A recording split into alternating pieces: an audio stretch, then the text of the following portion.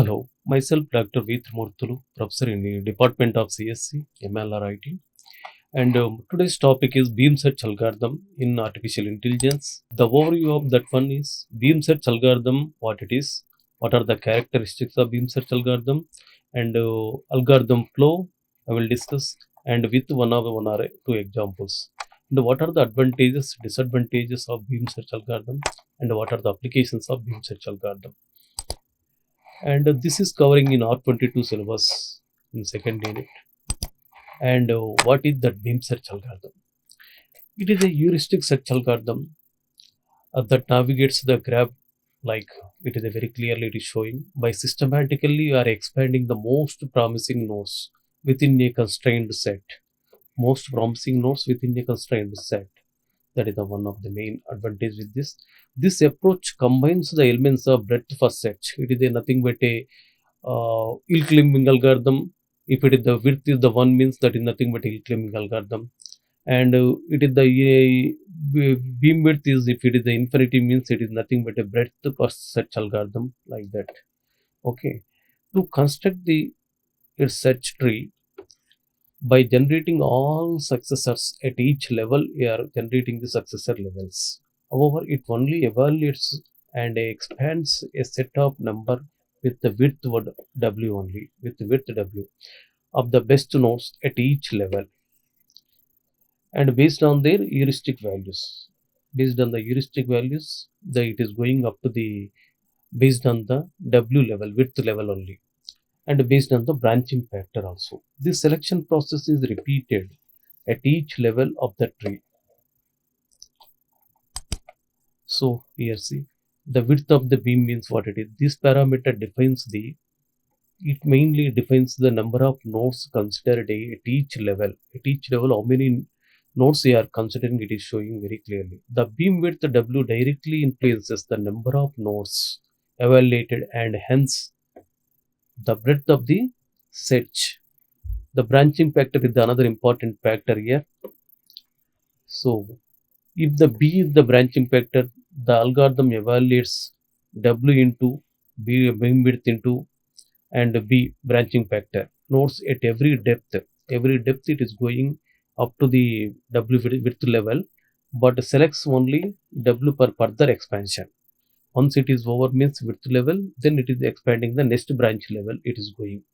Like if it is going here, it is searching the best node out of these two. So this it is selecting, then width up to whatever the width is there, next it is going. If it is not the goal node, then again it is moving back and going to the next branch level. Next branch level it is going like that. Okay.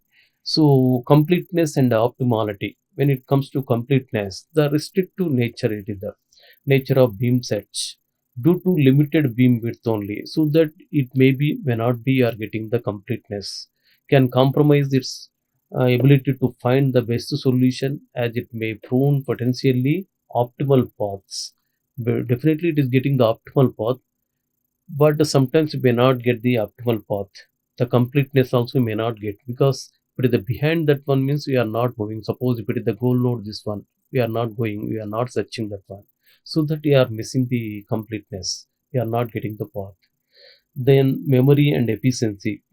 The beam width bounds the memory required for search, making beam search suitable for resource constrained environments. So limited memory only it is taken, because width factor is there, width based on the width factor and branching factor, the limited memory only it is occupying. That is the main thing, the characteristics.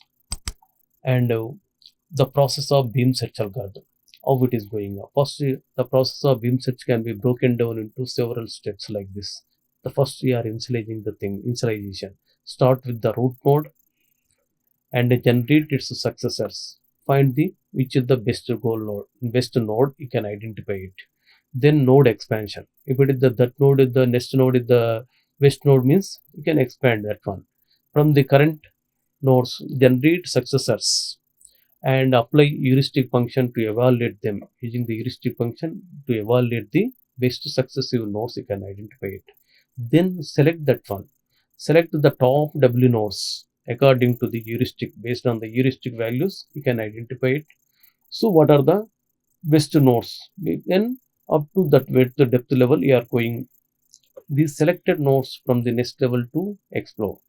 Then iteration, how many repeat the process expansion and selection for the new level of nodes until the goal node reached or a certain condition is met.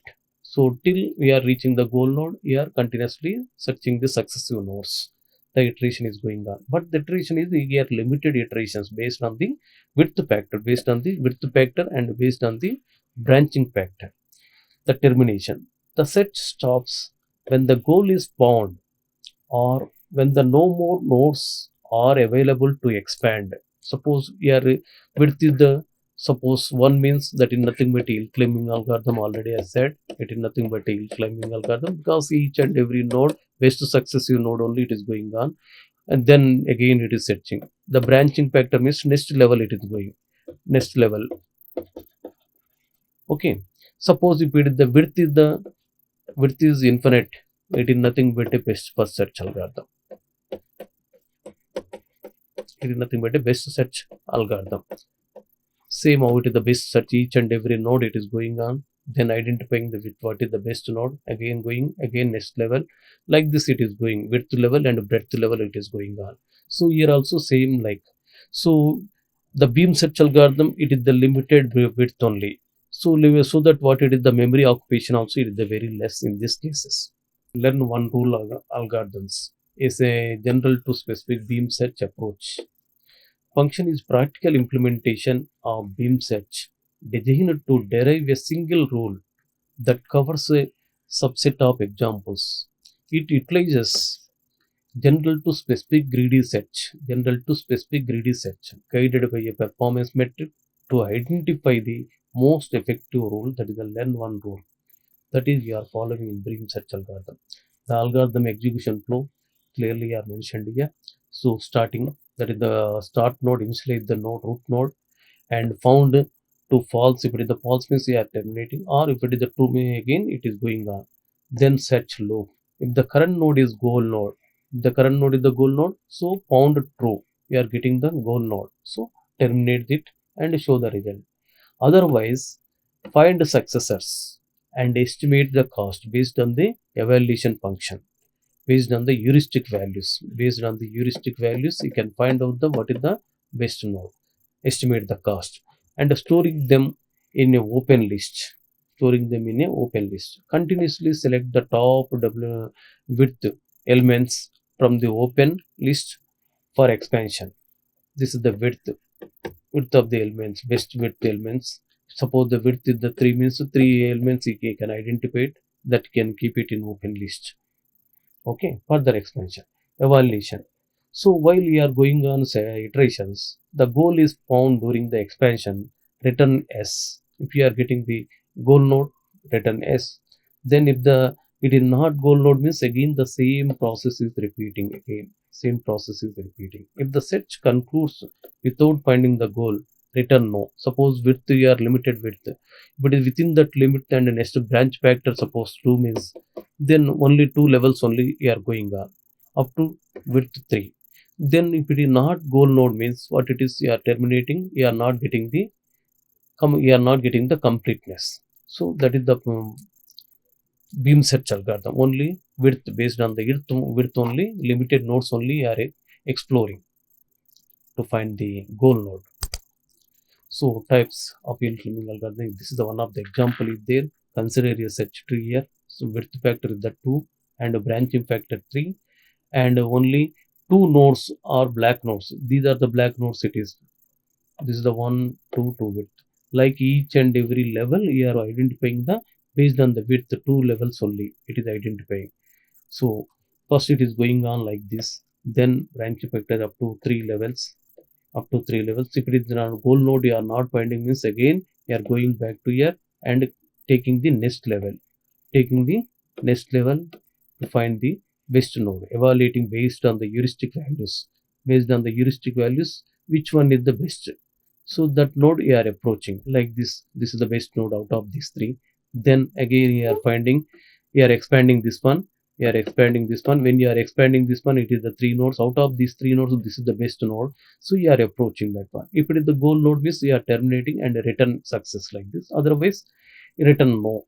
So like this, it is the limited beam width. This is the beam width. This is another beam width branching vector. So these are the two widths it is. So that you are called as a beam search algorithm. So beam way you are expanding, you are finding the goal node. Then what are the advantages with this beam search algorithm? So one thing is it is the efficient algorithm by limiting the number of nodes, because you are not exploring all the nodes. Only limited nodes only you are exploring, and you are identifying the best node. Then if it is the best node, then only you are exploring that one. Otherwise, you are not exploring all the nodes. And a beam search can navigate large search spaces more efficiently than exhaustive searches. And here it is the flexibility also it is there. The algorithm can be adjusted for different problems by modifying the beam width based on the only beam width and branching factor. You can change it, you can flexibility there, so that you can explore the further nodes. You can get the goal node easily. And scalability, suitable for problems where solution paths are vast and complex, as it does not require all nodes to be stored in memory. Only limited nodes based on the width factor and branching factor only. Limited nodes only are storing in the memory. So that is also advantage in this case. Limited memory only it is occupying. Then what are the limitations of beam search algorithm? Suboptimality, that is the one problem. There is no guarantee, because there is no guarantee that beam search will find the optimal solution, especially if the beam width is too narrow. If the beam width is very narrow, less we are taking, means we may not get the completeness. We are not getting the optimal solution. That is the problem is there in this case. And it is the totally depending on the successive nodes depending on the heuristic values. Best successive node only are selecting there. So heuristic dependency is there. The effectiveness of beam search is highly dependent on the quality of the heuristic function. If it the heuristic function it is the bad, means again you are not getting the optimal solution. So that best heuristic function should be better one, optimal value we have to choose it. That based on the width and branching factor.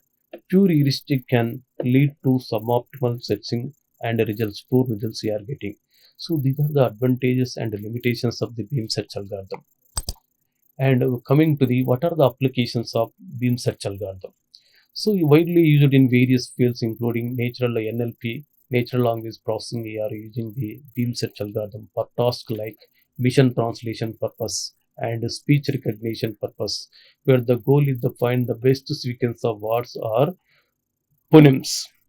So in NLP, natural language processing for speech recognition, text recognition, and mission translation and voice translation purpose we are using in NLP applications. In robotics also we are using the beam search algorithm for pathfinding algorithms, where a robot must find an efficient path in an environment. So that we are using the beam search algorithm. The gaming application purpose also you can use the beam search algorithm in strategy games, where it is impractical to explore every possible move due to enormous search space. So these are the various applications of beam search algorithm. So today's I covered beam search algorithm, what it is, what are the characteristics I covered, and algorithm how it is flowing, star initialization and then iterations next. Then one of the example also I have shown here, and what are the advantages and limitations or disadvantages I have discussed in this class, and various applications also I have discussed. And any queries, please mail me. And thank you one and all. Thank you. The next video is covering genetic algorithm and its principles, reproduction process, crossover, advantages, disadvantages. This is the video 10th video. I am covering these topics. Thank you.